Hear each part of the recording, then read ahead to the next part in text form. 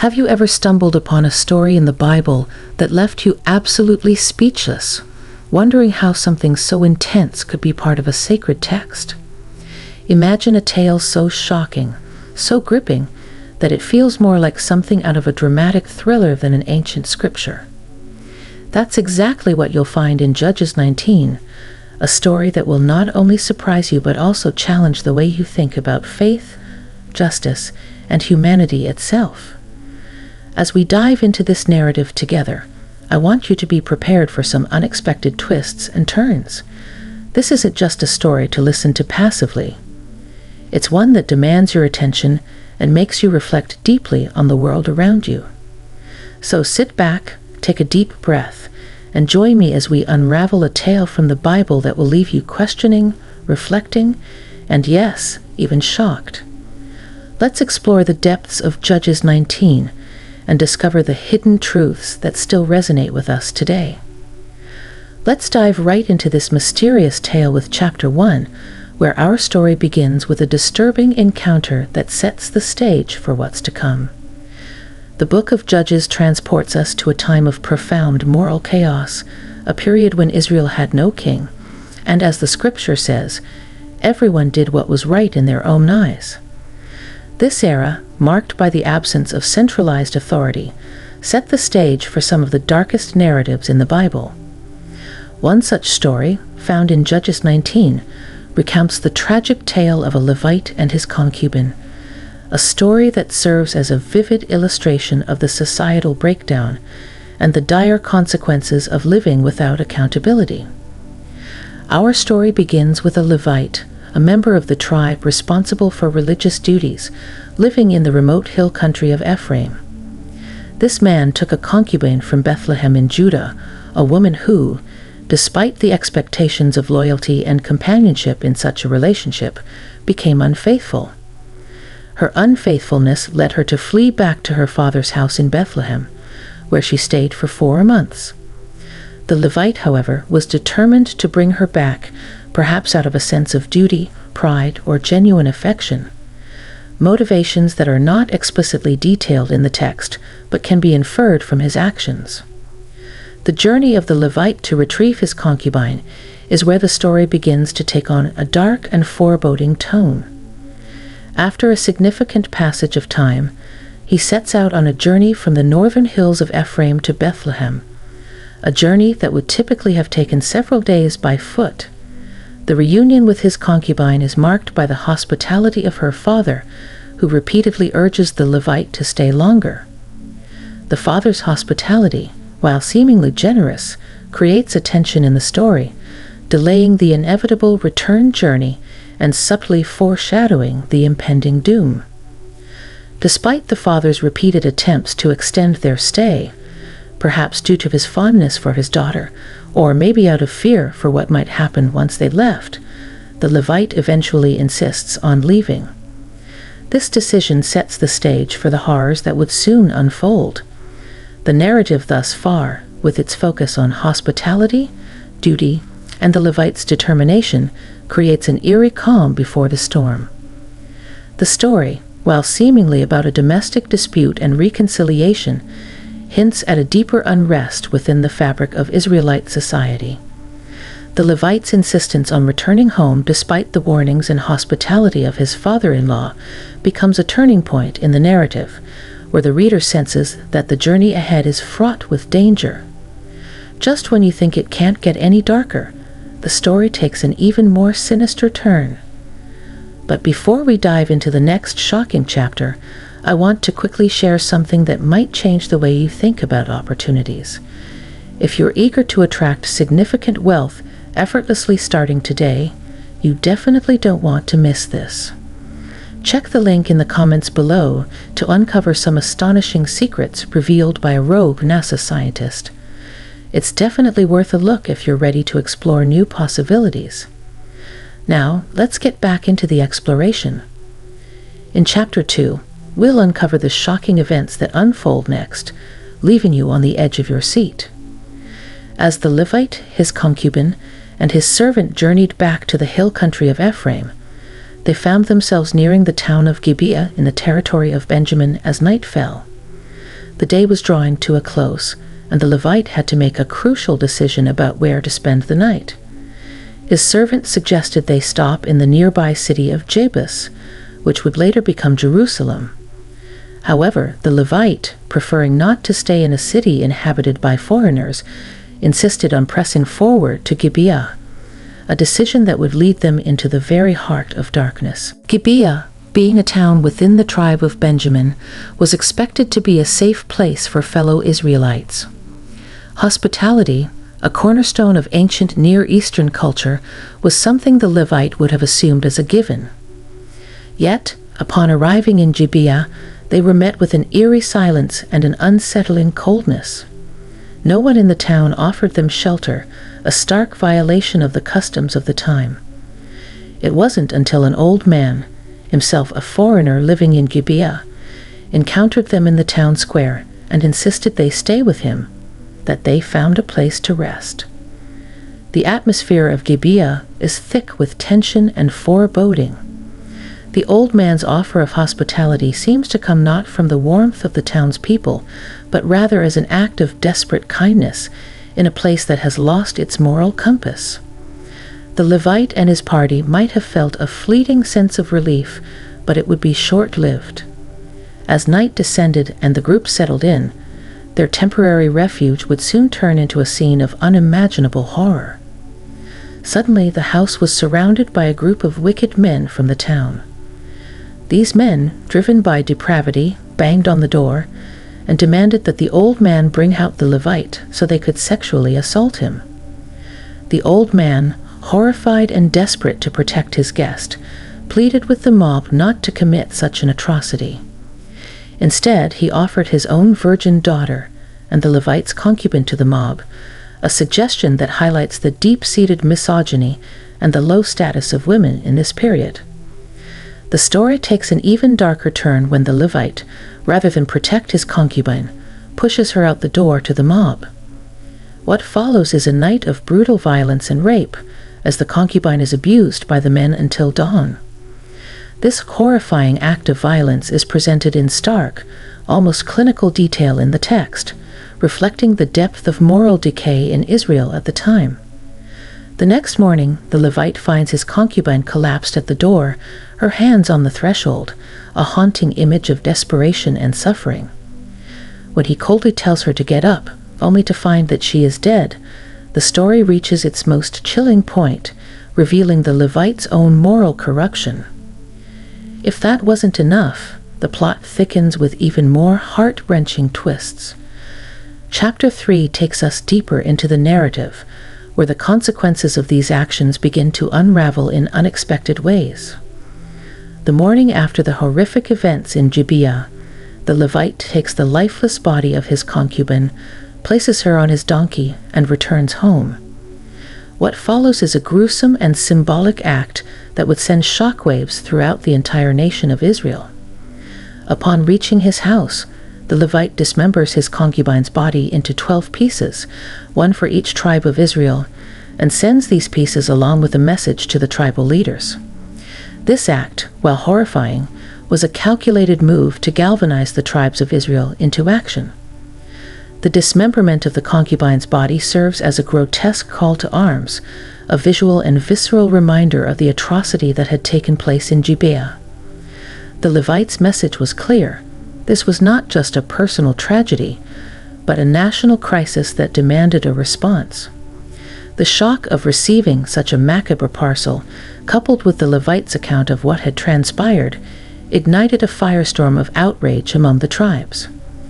This act was meant to cut through the apathy and division among the tribes, forcing them to confront the moral and social decay that had taken root in Israel. The response was swift and severe. The tribes of Israel gathered as one, united in their anger and horror, and demanded that the tribe of Benjamin hand over the perpetrators of the crime. When the Benjamites refused, choosing instead to protect their own, it led to a brutal civil war. The war was devastating, with heavy losses on both sides, and nearly led to the complete annihilation of the tribe of Benjamin. This tragic sequence of events underscores the theme of Judges. the consequences of a society without leadership, where individuals and tribes acted according to their own desires, leading to chaos and destruction. In the aftermath, the Israelites were left to grapple with the consequences of their actions. The near extinction of one of the 12 tribes of Israel was a sobering reminder of the cost of their internal divisions and the lack of a unifying leadership. The surviving Benjamites, reduced to 600 men, were eventually allowed to find wives from among the other tribes, but the scars of this conflict would linger. The story of the Levite and his concubine is one of the darkest chapters in the Bible, a story that forces us to confront the depths of human depravity and the consequences of a society that has lost its moral compass. It serves as a powerful reminder of the importance of accountability, community, and the need for strong, righteous leadership. This tale, while ancient, continues to resonate today, challenging us to reflect on the state of our own societies and the values we hold dear. As we continue, the intensity of the story reaches a peak, challenging our understanding of justice and morality. Chapter 4 brings us face to face with the fallout from these shocking events, as the characters confront the aftermath of their decisions. The morning after the horrific events in Gibeah, the Levite's reaction to finding his concubine dead on the doorstep is chilling and incomprehensible. Rather than mourn her death or seek justice in a more conventional way, he takes a path that is both shocking and deeply symbolic. He transports her lifeless body back to his home in the hill country of Ephraim, where he performs an unthinkable act. He dismembers her body into 12 pieces. Each of these pieces is then sent to one of the 12 tribes of Israel, accompanied by a message that conveys the gravity of the crime committed in Gibeah. This gruesome act of dismemberment is not just a display of anger or grief. It is a calculated move designed to shock the entire nation into action. In the context of ancient Israel, the dismemberment of a body was a deeply offensive and symbolic gesture. It was meant to invoke a sense of horror and urgency among the recipients. The Levite's decision to send the pieces of his concubine's body to the leaders of each tribe served as a visceral call to arms, a demand that the nation confront the wickedness that had taken root within its borders. The Levite's message was clear. The atrocity in Gibeah was not just a personal tragedy, but a national crisis that demanded a collective response. The reaction of the tribes of Israel upon receiving these grisly parcels was immediate and intense. The shock and revulsion felt by the leaders of the tribes would have been overwhelming. The visual impact of the dismembered body parts, coupled with the Levite's account of the events that led to this moment, created a sense of outrage that spread like wildfire across the land. This act, while horrific, was effective in cutting through any lingering apathy or divisions among the tribes. It united them in a common cause, to seek justice for the heinous crime committed in Gibeah and to purge the evil from within their midst. The dismemberment of the concubine's body also served as a symbolic representation of the state of Israel itself.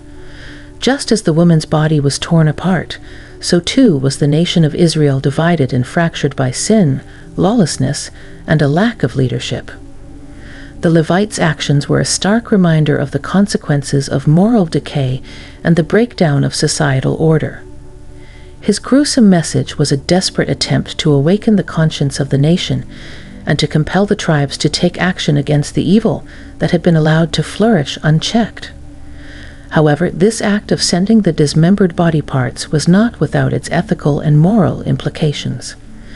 The Levite's choice to desecrate his concubine's body in this manner raises serious questions about his own character and motivations. While he sought to expose the wickedness of Gibeah, his method of doing so was itself a form of violence and dehumanization. This complex moral landscape adds another layer of tragedy to the story, illustrating how deeply the corruption of the time had penetrated even those who claimed to seek justice. Just when you think it's over, the story hits you with a twist that changes everything. In Chapter 5, we'll explore the final moments of this tale, where the true depth of its impact is revealed. The tribes of Israel, united in their horror and outrage at the Levites' gruesome message, convened at Mizpah to discuss the atrocity and determine a course of action. The assembly, representing all the tribes of Israel, was unprecedented in its scale and intensity.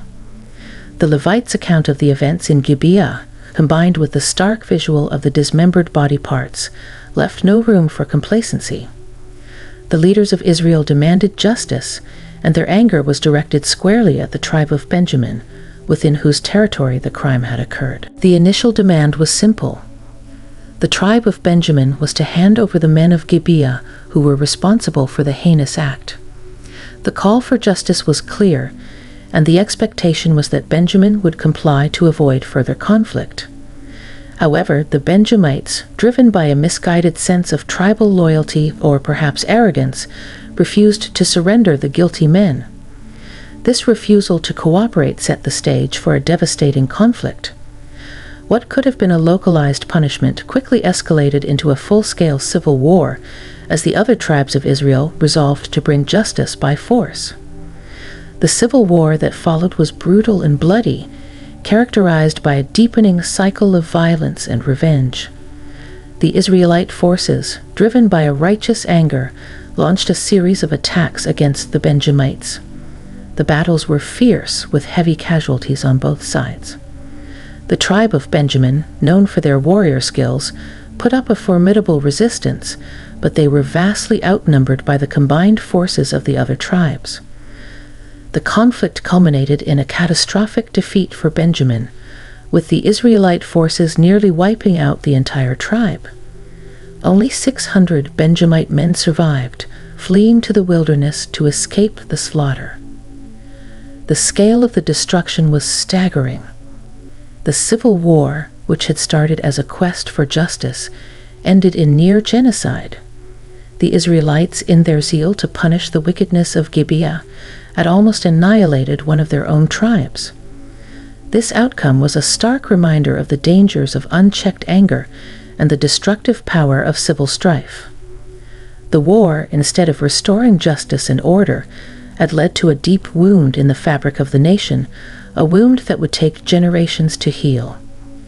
The moral complexity of the civil war in Judges 20 is profound. On one hand, the Israelites were right to seek justice for the atrocity committed in Gibeah. The lawlessness and moral decay that had taken root in Benjamin could not be ignored. However, the manner in which they pursued justice, through a war that nearly destroyed an entire tribe, raises questions about the cost of such justice. The story illustrates the devastating consequences of a society that has lost its way, where violence begets more violence, and where the pursuit of justice can lead to further injustice. But the story doesn't end there. There's a lesson hidden within this tragedy that we can't ignore. Chapter 6 delves into the deeper meaning behind these events, offering insights that resonate far beyond the story itself.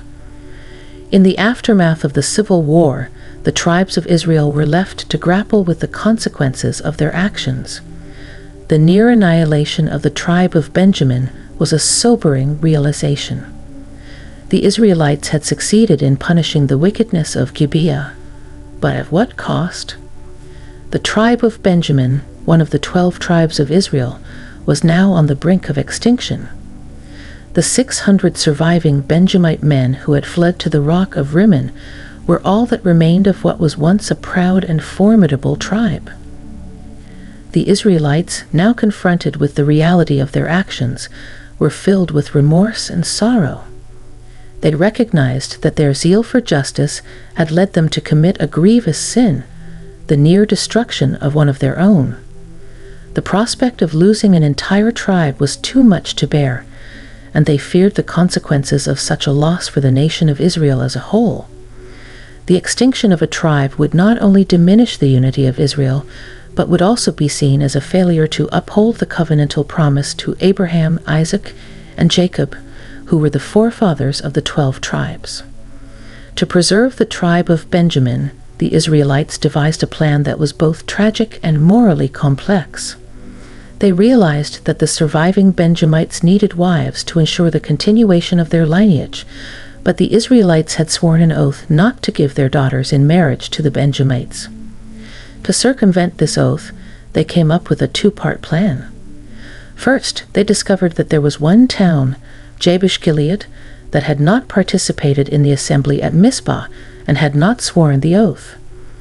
The Israelites attacked Jabesh-Gilead, killing all the men and married women, and spared only the virgin women, whom they gave to the Benjamites as wives.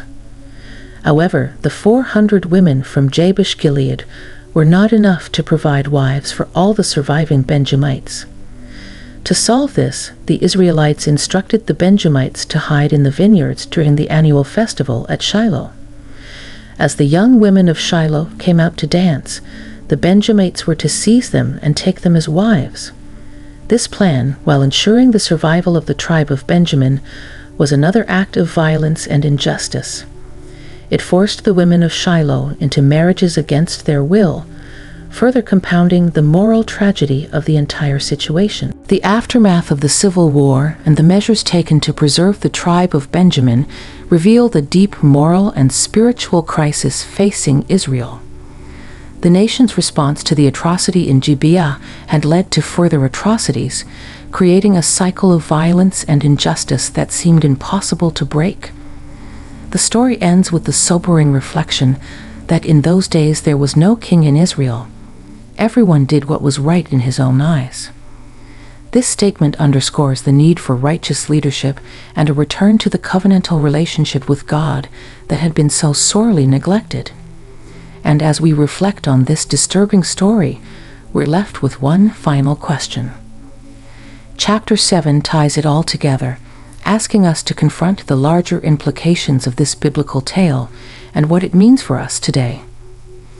The story of the Levite and his concubine, the ensuing civil war, and the near destruction of the tribe of Benjamin offer profound lessons about the dangers of moral decay, the consequences of turning away from God, and the complexities of justice in a fallen world. Judges 19 is one of the darkest chapters in the Bible, yet it is also one of the most instructive, forcing us to confront uncomfortable truths about human nature, society, and the need for divine guidance. One of the central lessons from this story is the destructive power of unchecked sin. The moral decay that had taken root in Israel during the time of the Judges was not the result of a single event, but a gradual process of turning away from God and His commandments. The story of the Levite and his concubine is a vivid illustration of how far the nation had fallen. The wickedness of the men of Gibeah, the Levite's own moral failings, and the subsequent violence and bloodshed all stem from a society that had lost its moral compass. This story serves as a grim reminder that when a society abandons its foundational values and principles, it becomes vulnerable to chaos, violence, and destruction. Another important lesson is the complexity of justice in a world marred by sin. The Israelites' response to the atrocity in Gibeah was driven by a desire for justice, yet their actions led to further injustice and suffering. The near genocide of the tribe of Benjamin, the forced marriages of the women of Jabesh-Gilead and Shiloh, and the moral compromises made to preserve the tribe reveal the challenges of seeking justice in a fallen world. This story reminds us that true justice must be rooted in righteousness and compassion, guided by divine wisdom rather than human anger or vengeance. The story also highlights the consequences of a lack of leadership. The refrain that in those days there was no king in Israel, everyone did what was right in his own eyes, captures the anarchy and moral confusion of the time. Without strong, righteous leadership, the people of Israel were left to navigate complex moral issues on their own, often with disastrous results. This underscores the importance of godly leadership in guiding a nation, community, or family in righteousness and justice. Finally, despite the darkness of the story, there is a glimmer of hope in the reminder of God's grace. The fact that the tribe of Benjamin was preserved, despite its near destruction, points to the enduring nature of God's covenant with Israel. Even in the darkest times, God's grace remained available to those who sought it. This story, while tragic, ultimately points to the need for repentance, redemption, and a return to the covenantal relationship with God. It challenges us to examine our own lives and societies, to recognize the dangers of moral decay, and to seek God's guidance and grace in the pursuit of justice and righteousness. In conclusion, as we wrap up this deeply unsettling journey through Judges 19, I hope you're left with more than just shock and disbelief. This story isn't merely an ancient tale of horror. It's a profound reflection on the human condition and the consequences of a society that has lost its way. It reveals the dark underbelly of our nature and the dire need for righteousness and accountability. The Levite's tale and the subsequent fallout show us how quickly things can spiral out of control when moral and ethical boundaries are ignored. It's easy to feel overwhelmed by the gravity of what we've uncovered. Yet, amidst the darkness, there's a lesson about the importance of strong leadership, communal responsibility, and the enduring need for divine guidance. These lessons are as relevant today as they were thousands of years ago. The chaos and brutality depicted in this story challenge us to reflect on our own lives and communities, urging us to seek justice, show compassion, and strive for a moral compass that guides us toward goodness. Thank you so much for joining me on this intense exploration of Judges 19.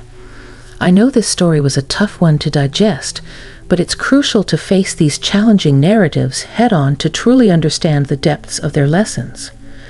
If you found this deep dive into biblical history thought-provoking, don't forget to like, share, and subscribe for more content that dives into the heart of these powerful stories. Your support means a lot and helps keep these discussions alive. Until next time, stay curious, stay reflective, and stay blessed. We'll continue to explore these timeless tales and their relevance to our lives today. See you in the next video.